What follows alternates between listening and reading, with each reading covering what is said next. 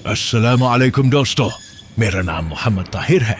मैं दुबई के slaughter house में प्रोफेशनल कसाई के तौर पर काम करता हूँ। ये काम सिर्फ मेरी ड्यूटी नहीं बल्कि मेरी जिम्मेदारी है। सफाई, क्वालिटी और सेफ्टी मेरे लिए सबसे पहली चीज होती है। अभी आप जो मशीन देख रहे हो, ये खास तौर पर ऊंट का गोश्त काटने के लिए डिजाइन की गई है।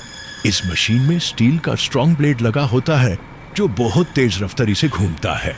मशीन पनी के बगैर चल ही नहीं सकती, क्योंकि पनी ब्लेड को थांदा रखता है और गोश्त को स्मूथली काटने में मदद देता है।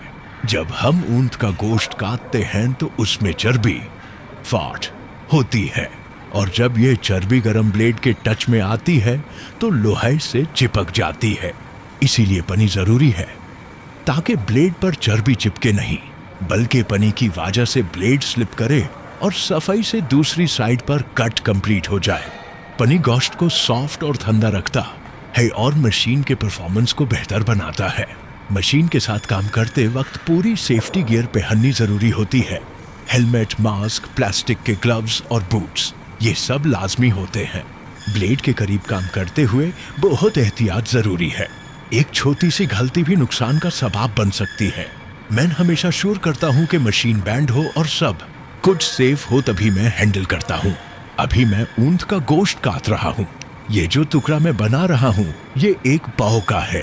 हर कस्टमर का अपना ऑर्डर होता है। कोई हड्डी वाला गोश्त मांगता है, कोई बोनलेस पसंद करता है। आज एक अरबी कस्टमर ने कहा है कि गोश्त बिल्कुल स्पेसिफिक साइज में चाहिए, तो मैं उसी के कहने के मुताबिक गोश्त काट रहा हूँ।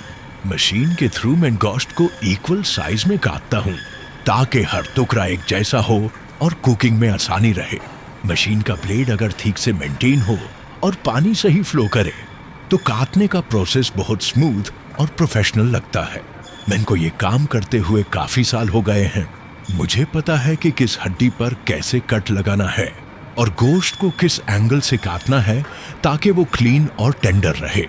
हर दिन मशीन को साफ किया जाता है, ब्लेड चेक होता है और पानी का प्रेशर भी मेंटेन किया जाता है ताकि काम स्मूथ चले। यह मेरा काम है, मेहनत, एहतियात और महारत के साथ।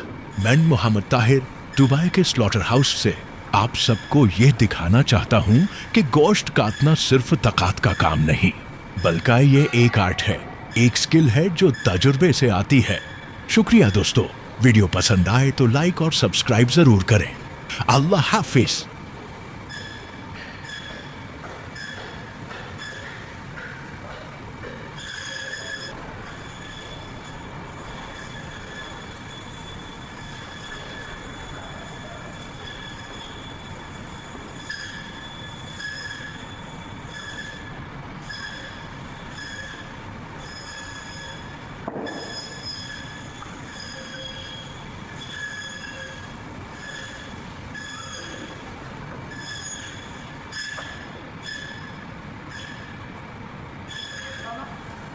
एक मिनट